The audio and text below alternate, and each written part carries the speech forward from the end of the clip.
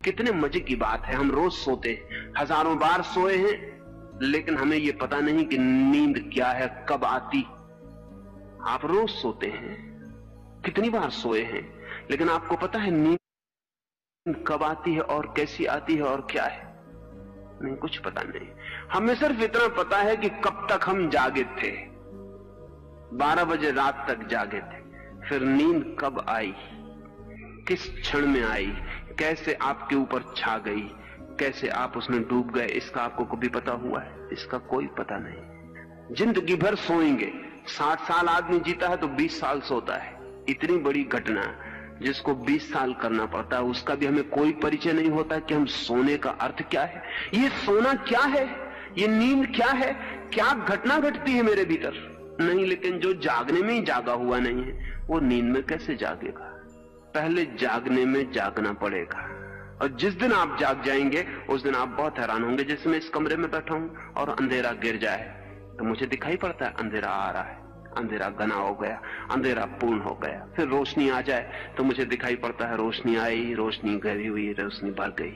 लेकिन मैं दोनों को जानता हूं। ना तो आप जानते हैं कि कब आप सोए, कैसे नींद का अंधेरा आपके ऊपर गिरा और कैसे आप नींद में डूब गए, ना आप जानते हैं सुबह नींद कैसे हटी, कैसे समाप्त हुई, कैसे विदा हो गई। जिस दिन आप जागरण की घड़ियों में जाग जाएंगे और जागने की क्रियाएं जाग के करने लगेंगे, खाना होश पूर्वक खाएंगे, कपड़े होश पूर्वक पहनेंगे, रास्ते पर होश पूर्वक चलेंगे। महावीर से किसी ने पूछा कि हम क्या करें, तो महावीर ने कहा कि क्या करने की उतनी फिक्र मत करो, जो करते हो उसे होश पूर्वक करो। क्रोध होश पूर्वक करके देखें, लेकिन बहुत कठिनाई होगी, जरा गहरे में है बात। तो फिर एक उपाय करें, एक्टिंग करें किसी दिन क्रोध की, तब आप उसमें आसानी से जाग सकेंगे। आज घर जाके तय करके जाएं कि टूट पड़ना है किसी के ऊपर, बिल्कुल एक्टिंग अकारण, तो आप आसानी से जाग सकेंगे। तय करके जाएं, कोई कारण नहीं है पत्नी का, ऐसे भी कोई कारण नहीं होता, लेकिन तब आप बेहोश होते हैं। तय करके जाएं कि पति का आज कोई कारण नहीं है, अकारण टूट पड़ना है, और पूरी तरह क्रोध करें, तो आप देख पाएंगे क्रोध को। इधर क्रोध चलेगा, इधर भीतर आप देख पाएंगे कि ये क्रोध चलता है। और अगर एक्टिंग के क्रोध को भी देख लिया तो दोबारा जो क्रोध होगा वो एक्टिंग हो जाएगा। अगर एक बार हम क्रोध का अभिनय कर सकें तो फिर कभी भी क्रोध बिना अभिनय के नहीं होगा, अभिनय ही हो जाएगा। उसके हमसे भीतरी संबंध टूट जाएंगे। तो जो चीजें गहरी हैं उनको एक्टिंग से शुरू करें, जो चीजें गहरी हैं उनको होश पूर्वक अभिनय करें, तो उनमें आप जाग सकेंगे। और अगर जागने के क्षणों में जागना आ जाए तो फिर नींद के क्षणों में जागना आना शुरू हो जाएगा। जिस दिन आप नींद में जाग जाएंगे उस दिन आप अनकॉन्शियस में प्रवेश करेंगे। कृष्ण ने गीता में उसी की बात कही है कि योगी रात भी जब सब सोते हैं तब जागता है। वो दूसरा चरण है। नींद में अगर आप जाग गए तो आप बहुत हैरान हो जाएंगे, इतने हैरान होंगे कि आपकी पूरी जिंदगी बदल जाएगी। अगर आप रात में नींद में जागे हुए सो सके, जो कि एक मिरेकल है, एक बहुत अद्भुत चमत्कारपूर्ण घटना है। जिस दिन आप सोए और जागे एक साथ, भीतर जागे और बाहर सोए रहे, उस दिन सुबह आप इतने ताजे उठेंगे जैसी ताजगी का आपको कभी भी पता नहीं। उस ताजगी का शरीर से कोई संबंध नहीं, उस ताजगी का बहुत गहरे में आत्मा से संबंध हो जाता है। जिस दिन आप जागे हुए सो सकेंगे उस दिन आपके स्वप्न तिरोहित होने लगेंगे, क्योंकि आप स्वप्नों के प्रति जाग जाएंगे। ऐसा नहीं कि बाद में पता चलेगा कि मुझे स्वप्न आया। जब स्वप्न आ रहा है तभी आप जानेंगे कि स्वप्न आ रहा है। जैसा मैंने आपसे कहा कि चेतन मन की क्रियाओं के प्रति जागें तो अचेतन मन में प्रवेश हो जाएगा, फिर अचेतन मन की क्रियाओं के प्रति जागें तो समष्टि अचेतन, कलेक्टिव अनकॉन्शियस में प्रवेश हो जाएगा। अचेतन मन की क्रिया है स्वप्न। स्वप्न के प्रति जब जागेंगे तो आप अचानक पाएंगे एक दरवाजा नीचे और खुल गया, वो कलेक्टिव अनकॉन्शियस का दरवाजा है। वो मेरा अचेतन नहीं है, हम सबका अचेतन है। उस समष्टिगत अचेतन की अपनी क्रियाएं जिनको धर्मों ने बड़ा महत्व दिया है, बड़े अनुभव है। उस अचेतन मन के बड़े गहरे अनुभव हैं, जिनको जुंग ने आर्कटाइप कहा है, जिसको उसने कहा धर्म प्रतीक। उस गहरे अचेतन में कहें समष्टि अचेतन में ही दुनिया की सारी माइथोलॉजी पैदा हुई। सृष्टि का जन्म, प्रलय की संभावना, परमात्मा के रूप, रंग, आकार, नाद, वे सब उसी में पैदा हुए। जो व्यक्ति स्वप्न में जाग जाएगा वो समष्टिगत अचेतन में प्रवेश करेगा। और समष्टिगत अचेतन की अपनी क्रियाएं हैं। जिनको लोग धार्मिक अनुभव कहते हैं, वे भी धार्मिक अनुभव नहीं है, वे भी मानसिक अनुभव हैं समष्टिगत अचेतन के। रंगों के विस्तार, प्रकाशों का उद्भव, अभूतपूर्व सुगंधें, अभूतपूर्व ध्वनियां, वे सब वहां पैदा होंगी। सृष्टि के जन्म और मरण को भी वहां देखा जा सकता है। उस क्षण को भी देखा जा सकता है जब पृथ्वी पैदा हुई, और उस क्षण को भी देखा जा सकता है जब पृथ्वी अस्त हो जाएगी। वहीं से दुनिया की सारी मिथ ऑफ क्रिएशन पैदा हुई। इसलिए बड़े मजे की बात है कि दुनिया की सृष्टि के जितने भी सिद्धांत पैदा हुए वे सब समान हैं, एक से। चाहे ईसाई हो, चाहे मुसलमान हो, चाहे हिंदू हो, इससे बहुत फर्क नहीं पड़ा। शब्दों के फर्क पड़े। उसी क्षण में, उस चेतना की उस अवस्था में ही बहुत सी बातें जानी गई जो सारी दुनिया में समान है। जैसे सारी दुनिया में एक ख्याल है कि कभी कोई एक महाप्रलय आया।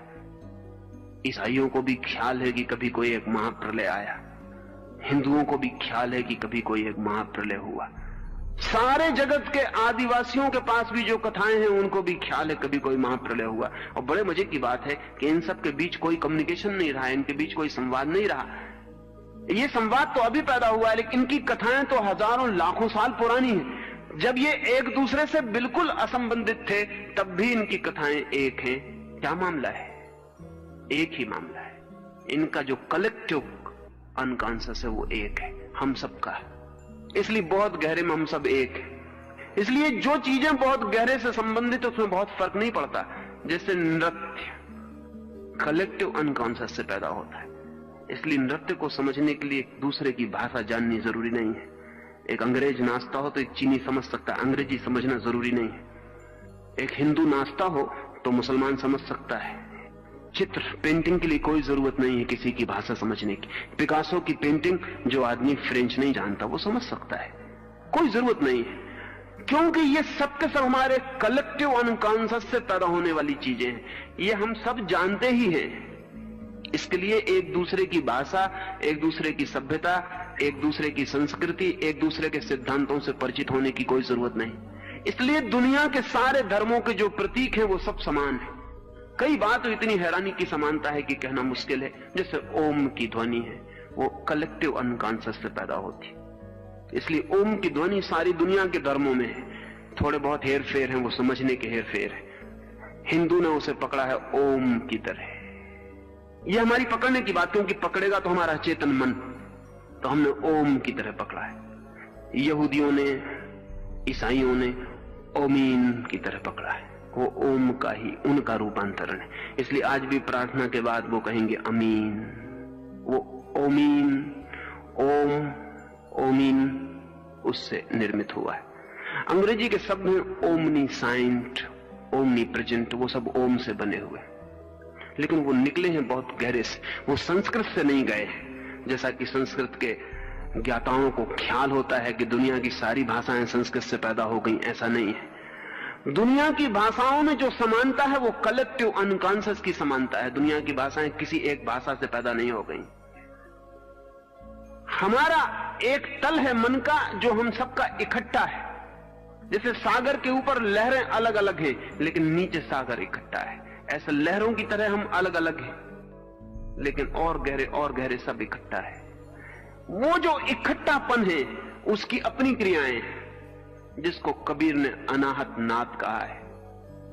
हम एक तरह का नाद जानते हैं, चोट से पैदा होने वाला नाद। अगर मैं ताली बजाऊं तो एक नाद पैदा होगा, लेकिन दो तालियां टकराएंगी तब।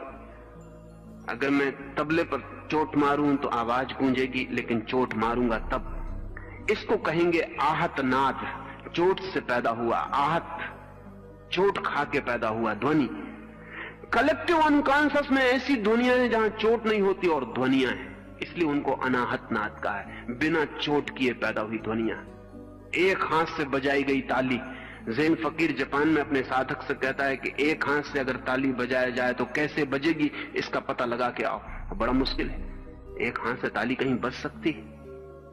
एक हाथ से ताली कैसे बज सकती? कभी वो टेबल पे बजाता है, कभी दीवार पे बजाता है, और गुरु को आके कहता है कि मैंने बजाई एक हाथ की ताली, और दीवार पे बजा के बताता है। गुरु कहता है दीवार दूसरा हाथ बन गई, नहीं चलेगा। एक हाथ की ताली बजाई जा सकती है, कैसे, उसका पता लगा के आओ। वो तब तक पता नहीं लग सकता जब तक कि वो अनाहत नाद में ना उतर जाए। वो उसी में उतारने के लिए कह रहा है कि एक हाथ की ताली कैसे बजती है, इसको खोजो। कलेक्टिव अनकॉन्शियस की जो क्रियाएं हैं, अगर हम उनके प्रति जाग जाएं तो हम कॉस्मिक अनकॉन्शियस में उतर जाते हैं। तब हम ब्रह्म अचेतन में उतर जाते हैं, जिसको इस मुल्क में प्रकृति कहा गया है। प्रकृति शब्द को समझ लेना उचित होगा। प्रकृति का मतलब होता है जब सब बना उसके पहले भी जो था, कृति के भी जो पहले है, प्री क्रिएशन, सृष्टि के भी पहले से जो है, जिससे सब पैदा हुआ, जो पैदा होने के पहले भी था, उसको कहते हैं प्रकृति। वो जो कॉस्मिक अनकॉन्शियस है वो प्रकृति है, उससे ही सब आया। अब इसको ऐसा समझ लें, चेतन मन मेरा है, अचेतन मन भी मेरा है, लेकिन कलेक्टिव अनकॉन्शियस हमारा है। वो मेरा नहीं है, वो आपका नहीं है, वो हमारा है। कॉस्मिक अनकॉन्शियस हमारा भी नहीं है, सबका है। उसमें पत्थर भी सम्मिलित थे, पक्षी भी सम्मिलित थे, नदी भी सम्मिलित है, पहाड़ भी सम्मिलित है। वो प्रकृति है। वहां जो उतर जाए उसके आगे उतरने को नहीं रह जाता। वो बॉटमलेस अबिस है, उसके नीचे फिर उतरने का कोई उपाय नहीं, वो शून्य खाई है। इस उतरने की प्रक्रिया है अप्रमाद। जहां आप हैं वहीं जागना शुरू करें। जिस दिन आप वहां जाग जाएंगे, आपको नीचे के दरवाजे की कुंजी मिल जाएगी। फिर वहां जागना शुरू करें और नीचे की कुंजी मिल जाएगी, और एक दूसरी प्रक्रिया पूरे समय साथ चलेगी। जब तक आप चेतन में हैं तब तक आप सुपर कॉन्शियस में, अति चेतन में नहीं जा सकते, ऊपर नहीं बढ़ सकते। आपकी जड़ों को अनकॉन्शियस में उतरना पड़ेगा। जिस दिन आपकी जड़ें अचेतन में उतर जाएंगी, उसी दिन आपकी शाखाएं सुपर कॉन्शियस में फैल जाएंगी, ऊपर उठ जाएंगी। फ्रायड और जुंग सुपर कॉन्शियस में नहीं पहुंच पाते क्योंकि वे अनुमान कर रहे हैं, इसलिए वे अनकॉन्शियस, कलेक्टिव अनकॉन्शियस, इनकी तो बात करते हैं नीचे की, ऊपर की उनके पास कोई कल्पना नहीं है। लेकिन ये जगत सदा एक संतुलन है। यहां जितने नीचे जाने का उपाय है उतना ही ऊपर जाने का उपाय है। असल में नीचे का अस्तित्व भी नहीं हो सकता अगर ऊपर का अस्तित्व ना हो। ऊपर का और नीचे का अस्तित्व एक साथ ही हो सकता है। अगर बायां ना हो तो दायां नहीं हो सकता, कि हो सकता है? अगर दायां है तो बाएं का अस्तित्व जरूर होगा, चाहे पता हो चाहे ना हो। क्या नीचे का अस्तित्व हो सकता है ऊपर के बिना? फिर उसे नीचे कैसे कहिएगा? नीचे का कोई अस्तित्व नहीं हो सकता ऊपर के बिना। क्या दुख का अस्तित्व हो सकता है सुख के बिना? फिर उसे दुख कैसे कहिएगा? दुख का कोई अस्तित्व नहीं हो सकता सुख के बिना। जिंदगी सदा ही दोहरी है, जितना नीचे है उतना ऊपर है, जो जो नीचे है वही वही ऊपर भी है। फर्क इतना ही है कि नीचे अंडरग्राउंड है, अंधेरे में है, ऊपर खुले आकाश में सूरज की रोशनी में है। जितने नीचे उतरेंगे उतना अंधेरा बढ़ता जाएगा, और जो कॉस्मिक अनकॉन्शियस प्रकृति है वो पूर्ण अंधकार है, विराट अंधकार है, अंधकार ही अंधकार है। जितने ऊपर बढ़िएगा उतना प्रकाश बढ़ता जाएगा, और वो जो कॉस्मिक कॉन्शियस है ब्रह्म, वो पूर्ण प्रकाश है, प्रकाश ही प्रकाश है। लेकिन ऊपर जाने का रास्ता नीचे होके जाता है। The peak is to be achieved via the abyss. वो जो नीचे खाई है उसके द्वारा चोटी पर पहुंचा जाता है। यही सबसे बड़ी साधना की कठिनाई है। ये समझना सबसे ज्यादा कठिन हो जाता है कि ऊपर जाने के लिए नीचे जाना पड़ेगा। हम सोचते हैं सीधे ऊपर चले जाएं, लेकिन सीधे हम ऊपर नहीं जा सकते। अगर हम सीधे ऊपर जाएंगे तो स्पेकुलेशन शुरू हो जाएगा, फिर हम ऊपर का दर्शन बना लेंगे। Super conscious, collective conscious, cosmic conscious, इसके हम सिद्धांत बना सकते हैं, लेकिन ये सिद्धांत सिर्फ सिद्धांत होंगे, वैचारिक। जो सीधा ऊपर जाएगा वो फिलसफी में चला जाएगा, दर्शन में चला जाएगा, धर्म में नहीं जा सकेगा। जिसे धर्म के अनुभव में जाना है उसे पहले नीचे उतरना पड़ेगा। ये बड़े मजे की बात है। जिसे संत होना हो उसे बहुत गहरे अर्थों में पापी होना पड़ता है, और जो व्यक्ति गहरे अर्थों में पापी होने से बच गया वो गहरे अर्थों में संत नहीं हो सकता। ये लगती बहुत अजीब सी बात है, लेकिन ऐसा ही है, ये तथ्य है, इससे कोई उपाय नहीं।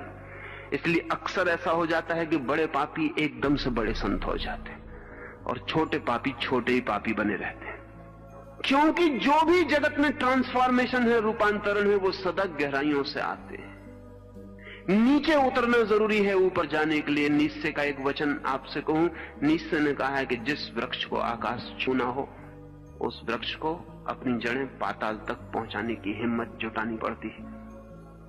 बहुत घबराने वाली बात है नीचे उतरना, क्योंकि वहां अंधकार है। जब आप चेतन से अचेतन में उतरेंगे तो बहुत अंधकार में उतर जाएंगे, लेकिन जितने अंधकार में उतरने की आप हिम्मत जुटाते हैं उतने प्रकाश के अधिकारी और पात्र हो जाते हैं। पात्रता आती है अंधेरे में उतरने से, साहस आता है अंधेरे में उतरने से, योग्यता आती है अंधेरे में उतरने से। इसलिए ऊपर की फिक्र छोड़ दें, नीचे की फिक्र करें और एक एक कदम पर प्रमाद को तोड़ते चले जाएं। कहां से शुरू करेंगे? शुरू सदा वहीं से करना पड़ता है जहां आप हैं। आप जिस मंजिल में, उस मंजिल का नाम चेतन। उस चेतन मंजिल की क्रियाओं को आप प्रमाद छोड़कर करना शुरू कर दें। बुद्ध के पास आनंद वर्षों तक रहा।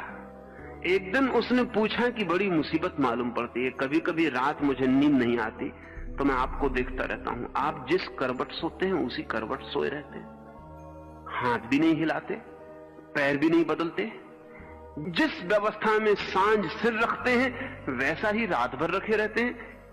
हैरानी होती है, मुझे तो बहुत करवट बदलनी पड़ती, मुझे तो बहुत हाथ पैर हिलाना पड़ता है। बुद्ध ने कहा तुझे पता रहता है कि तू हाथ पैर हिला रहा, करवट बदल रहा? आनंद का कुछ पता नहीं रहता, सुबह पता चलता है कि जैसा सोया था वैसा नहीं सोया हूं, सिर कहीं था कहीं पहुंच गया। नींद में कैसे पता चल सकता है? बुद्ध ने कहा मैं जानता हुआ सोता हूं, मैं जानता हुआ ही सोया रहता हूं। जहां हाथ रखा था वहीं हाथ रहता है जब तक मैं ना हटाऊं। हाथ अपने से हट जाए तो मेरी मालकियत गई, फिर मैं मालिक ना रहा। तो आनंद ने कहा क्या आप रात में भी जागे हुए सोते हैं? बुद्ध ने कहा कि निश्चित ही, क्योंकि मैं दिन में जागा हुआ जागता हूं इसलिए रात में जागा हुआ सोने का अधिकारी हो गया। जब तक आप दिन में सोए हुए जागेंगे तब तक तो संभावना नहीं है कि आप जागे हुए सो सके। जब जागने में सोए रहते हैं तब सोने में तो सोए ही रहेंगे। जागने में जागना शुरू करना पड़ेगा, वहीं से प्रमाद तोड़े। महावीर अपने भिक्षुओं को निरंतर कहते थे विवेक से उठो, विवेक से चलो, विवेक से बैठो। इसका मतलब क्या था? शायद अनेक उनके साधु यही समझते हैं कि विवेक से उठने का मतलब, विवेक से बैठने का मतलब, जो महावीर के साधुओं ने समझा है वो महावीर का ख्याल नहीं है। महावीर के साधु समझते हैं विवेक से चलो, इसका मतलब है कि किसी की बिछाए हुए बिस्तर पे पैर मत रखना, किसी के बिछाए हुए गलीचे पे मत चलना, सूखी जमीन में चलना, गीली जमीन में मत चलना। विवेक से खाओ तो साधु महावीर का हजारों साल से समझ रहा है कि ये खाना और ये मत खाना। विवेक का मतलब लोगों ने समझा है डिस्क्रिमिनेशन, विवेक का ये मतलब नहीं है महावीर का। महावीर का विवेक से मतलब है होश, महावीर का विवेक से मतलब है अवेयरनेस, डिस्क्रिमिनेशन नहीं। क्योंकि जहां अवेयरनेस है वहां तो डिस्क्रिमिनेशन अपने आप आ जाता है छाया की तरह, लेकिन जहां डिस्क्रिमिनेशन है वहां अवेयरनेस नहीं आने की जरूरत है, कोई जरूरत नहीं। महावीर कहते हैं विवेक से चलो, उसका मतलब है जानते हुए चलो, होश से चलो कि तुम चल रहे हो। अब इस होश में ये सब आ जाएगा, जो गलत है वो नहीं होगा, क्योंकि होश पूर्वक किसी ने कभी कोई गलत काम नहीं किया, कर नहीं सकता। होश पूर्वक जो भी किया जाता है वो सदा ठीक है। होश पूर्वक पुण्य ही किया जा सकता है, होश पूर्वक पाप नहीं किया जा सकता। इसलिए महावीर जब कहते हैं होश पूर्वक खाओ तो उसका मतलब ये नहीं कि ये खाओ और ये मत खाओ, उसका मतलब है होश पूर्वक खाओ, खाने की क्रिया होश पूर्वक हो। उसमें ये तो आ ही जाता है कि क्या छोड़ो क्या न छोड़ो, वो छूट ही जाएगा। उसे छोड़ने के लिए अलग से नियम, अलग से व्यवस्था बनाने की जरूरत नहीं है। और जो आदमी अलग से नियम बनाता है वो बता रहा है कि उसका होश अभी नहीं जगा।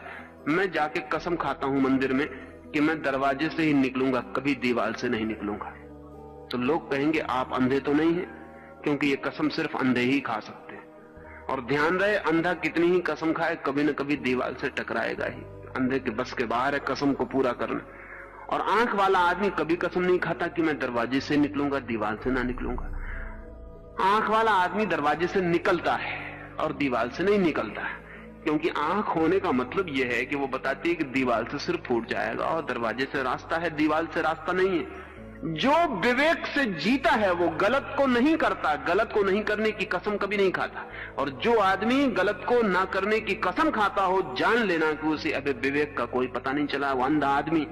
व्रत सिर्फ अंधे लेते हैं, आंख वाले लोग व्रत नहीं लेते।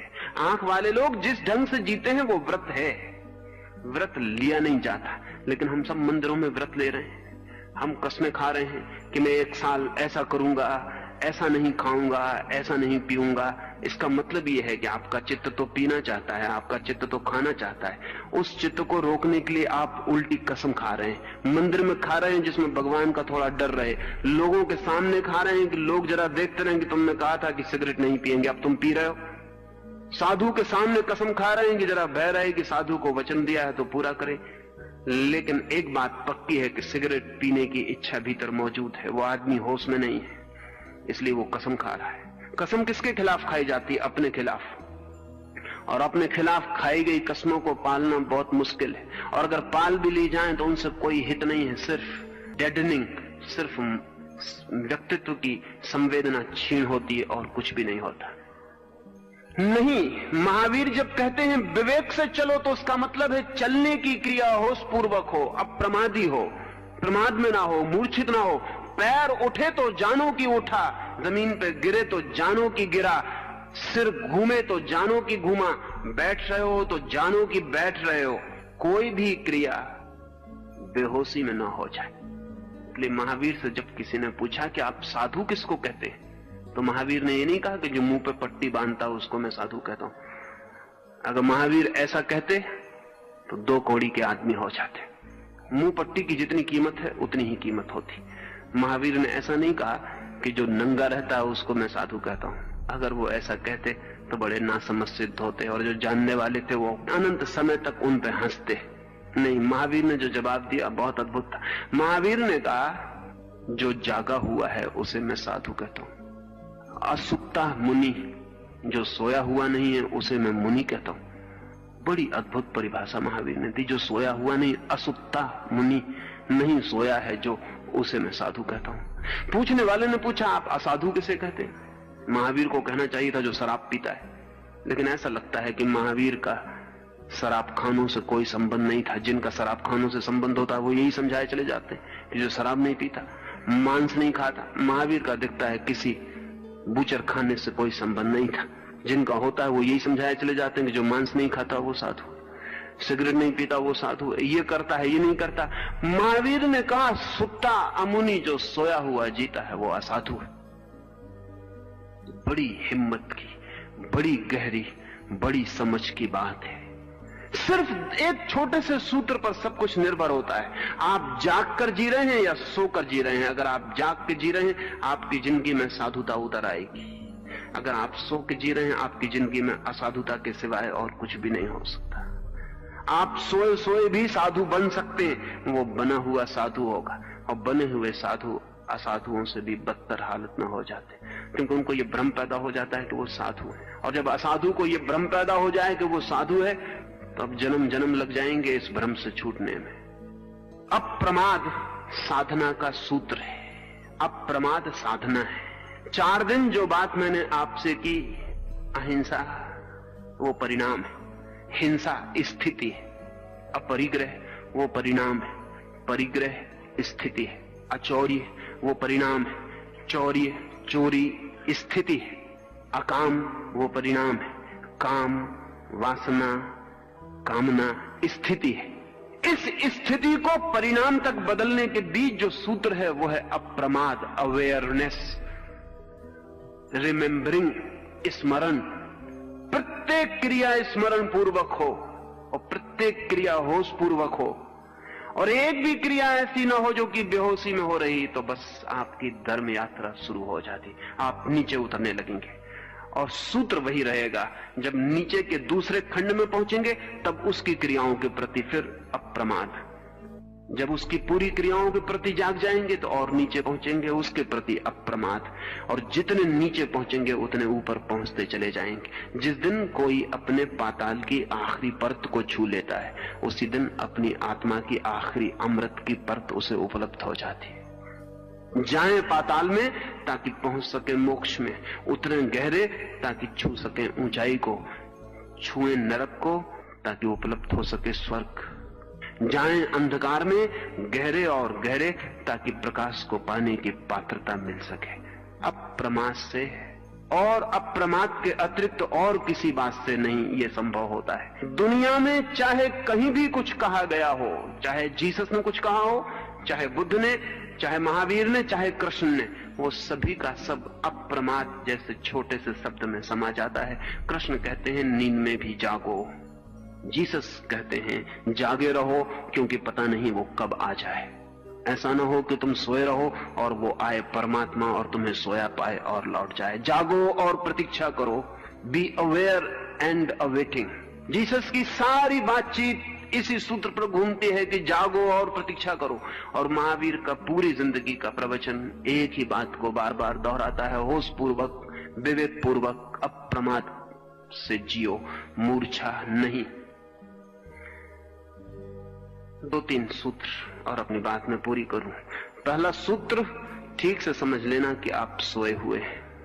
समझाने की कोशिश मत करना अपने को कि मैं सोया हुआ नहीं हूं। जस्टिफाई मत करना अपने को कि मैं सोया हुआ नहीं हूं। मन कहेगा कि मैं और सोया हुआ, दूसरे सोए हुए होंगे, मैं जागा हुआ आदमी, मैं और सोया हुआ, शास्त्र पढ़ता हूं, सोए हुए कैसे पढ़ सकता हूं? आत्मा परमात्मा है ऐसा जानता हूं, सोए हुए कैसे जान सकता हूं? नहीं, मैं सोया हुआ नहीं, दूसरे सोए हुए।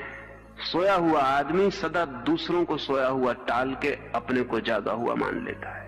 ये नींद को बचाने का उपाय है, इस सेफ्टी मेजर है नींद का, और नींद के अपने उपाय हैं बचने के। ध्यान रखना, नींद टूटने से बचना चाहती है। नींद सब तरह का इंतजाम करती है कि टूट ना जाए। अगर आप रात भूखे सो गए हैं तो नींद अपने को बचाने के लिए भोजन देती है आपको सपने में।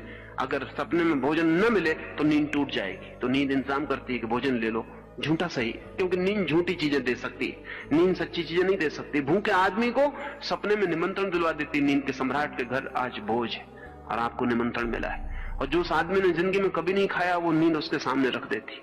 ये नींद अपने को बचा रही है। आपको पेशाब लगी है नींद में, तो नींद कहेगी कि बाथरूम में चले जाओ, नींद में ही चले जाओ, उठने की कोई, उठने में नींद टूट जाएगी। आपने अलार्म भरा है 4 बजे उठने का, अलार्म की घंटी बजती, नींद कहती है घंटी नहीं, मंदिर का घंटा बज रहा, आराम से सो रहो। नींद अपने सेफ्टी मेजर बनाए हुए है, नींद ने इंतजाम किया हुआ है कि टूट ना जाए। तो आप जागते में भी नींद का एक इंतजाम है। वो इंतजाम ये, वो आपसे कहेगी तुम तो जागे हुए हो, बाकी लोग सोए हुए हैं, तुम इनको जगाने की कोशिश करो तो अच्छा, तुम तो जागे हुए ही हो। अगर आपका मन आपसे कहे कि जागे हुए ही हो, तो इस नींद की सुरक्षा से बचना, इस धोखे में मत पड़ जाना। एक, जिस दिन पता चल जाए कि मैं सोया हुआ हूं, एहसास हो जाए, और कल की कोई जरूरत नहीं है, अभी यही एहसास हो सकता है कि सोए हुए, तो फिर जागने का उपाय शुरू करना, छोटी छोटी क्रियाओं में जागना, और जो गहरी क्रियाएं हैं उनका अभिनय करके जागने की कोशिश करना। अगर संकल्प पूर्वक नींद की तरकीबों से बचते हुए जागने की प्रयास किया जाए, तो जो महावीर को संभव हुआ, जो बुद्ध को संभव हुआ, वो आपको भी संभव हो सकता है। पोटेंशियली बीज रूप से आपकी वही संभावना है जो किसी की भी है। आप भी वही हो सकते हैं जो जगत में कोई भी कभी हुआ है। तो जागने की कोशिश करना, और जागने की कोशिश जब गहरी हो जाए तो रुक मत जाना, अन्यथा दूसरे चरण पर नींद पकड़ लेगी, दूसरे मंजिल में रह जाएंगे। फिर वहां जागने की कोशिश करना। लंबी है ये यात्रा, असंभव नहीं, कठिन है ये यात्रा, असंभव नहीं। जो करता है वो कर ही पाता है। और नीचे नीचे उतरते जाना, ऊपर की फिक्र छोड़ देना, ऊपर के फल अपने से आने लगेंगे। जितने आप नीचे उतरेंगे उतने ऊपर फूल खिलने लगेंगे, उनकी सुगंध, उनका प्रकाश, उसका आनंद झरने लगेगा। जैसे जैसे नीचे जाएंगे वैसे वैसे ऊपर जाने लगेंगे।